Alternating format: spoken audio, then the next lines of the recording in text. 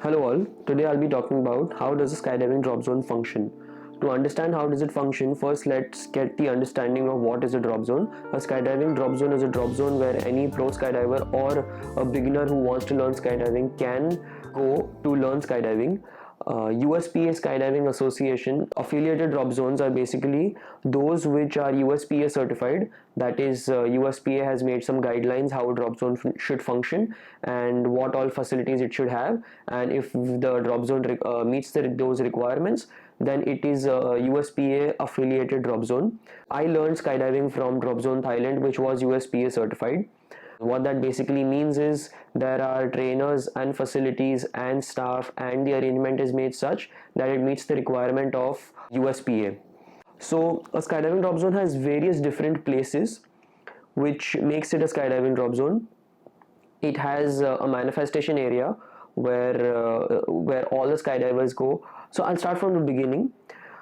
I will give you an example of Drop Zone Thailand because there is where I've been. So it has so when you enter the drop zone, it has an office where they tell you about the pricing and the different facilities that they have to offer, mainly of which includes tandem skydiving, AFF training, A license training, canopy courses, and various other courses that needs you to become a skydiver. I will share the list with you that I have received from them when I was during my visit there. So when you enter, you see an office where you've been given that information. Then there is a manifestation booth where you have to write your name down to each time for being on the load. What does it mean to be on the load is to be on the next flight available, and you have to write your name down. And you've been given a card with which you will do your transactions. The card needs to be pre-filled with money, and each time you want to do the skydive, you give that card and you've been put on the list. Then you have a packing area where after finishing the skydive, you can come and pack your parachute. There are various packers also. In the beginning, everybody mostly uses packers because that is when you learn the course. For your A license, you have to do a jump with a parachute that is packed by yourself, which means that you have to learn packing. Yes, that is very important. Then there is the aircraft landing area. That is the landing strip as you see for our commercial flights as well, but it's a lot shorter and slimmer because those planes that are used for skydiving are much smaller than the commercial planes. And like very close to it would be a landing area for our skydivers. So you come and there is a designated patch of green land mostly where all the skydivers come and land. The Drop Zone Thailand uses arrows to indicate the landing direction. That also depends on the winds, but more than the winds, you have to follow the arrow. Those are some technical details that I'm getting into. Moving on to the next point is the training facility where like a coach would sit you down or review your skydive. There are various rooms for different people. For example, fun jumpers have their own room who've already got their license and are jumping for fun. There are instruction rooms where you've been told about the how is the skydive going, or or if you need a ground training, that is also given in such a room. Then there is gear rental and sales. So there's a separate area for renting your gear, of taking it from there and returning it to them, which would include your altimeter, your helmet, your glasses, and of course your parachute. And if you're an AFF, then you would also need your water kit and your suit. Suit is compulsory till you don't have a license. After you have your A license, you can jump however you want, if even naked if possible. Naked, I'm not too sure. Then there's a viewing area, a place where it is just ahead of the landing, so everybody could see the landing. That area would be called as the viewing area. This is like a gallery where this is in between actually the landing and the canteen. I will show you in this video.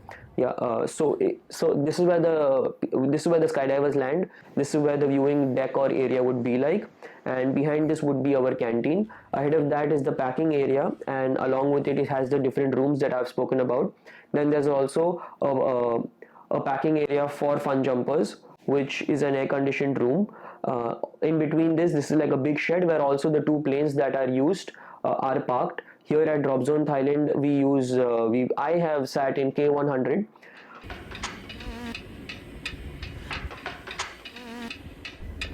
A little about my day and where I have reached on the 3rd day of my 3rd trip.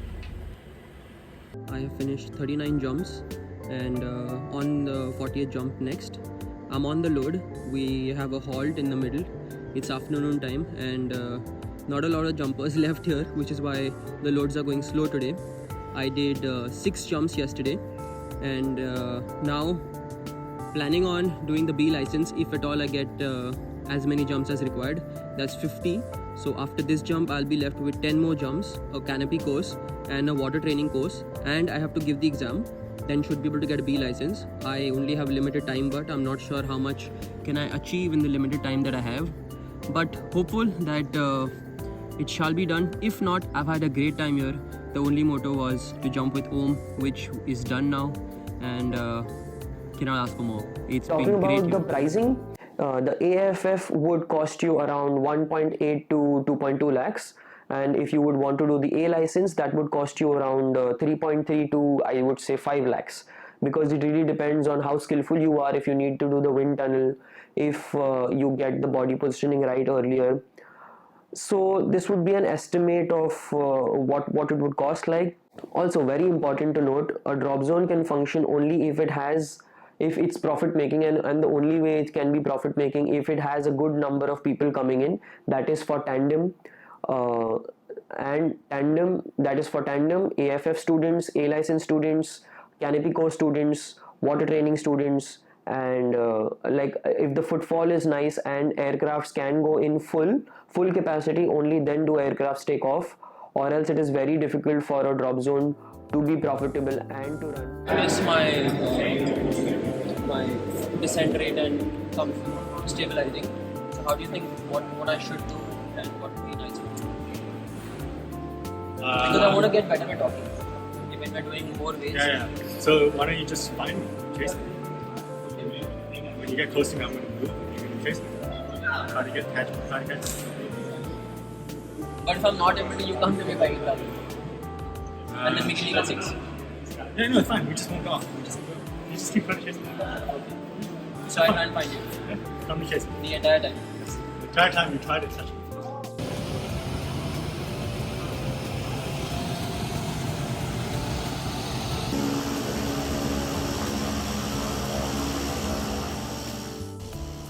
It takes 200 jumps to be able to have a camera with you. Don't have this jump recorded. It was a fun one. Luckily I could do a jump with my friend Sachin, who has over 200 jumps. Even Om was there, and here is how it went.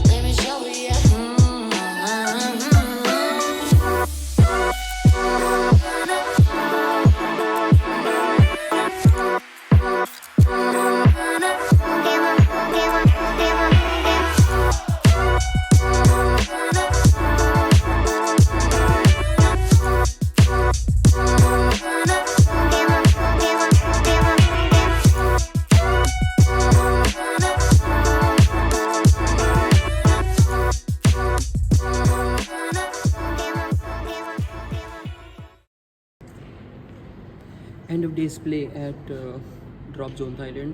We did about 3 jumps today. I'm on the 40th one. Let's do another one tomorrow.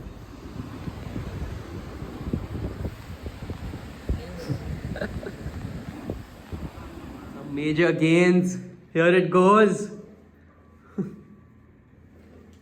So yeah, this is what is a brief understanding of what I have had and my experience has been like. uh, let me know if I missed out on anything or if you need me to cover anything else. If you like this video, please do like, share and subscribe.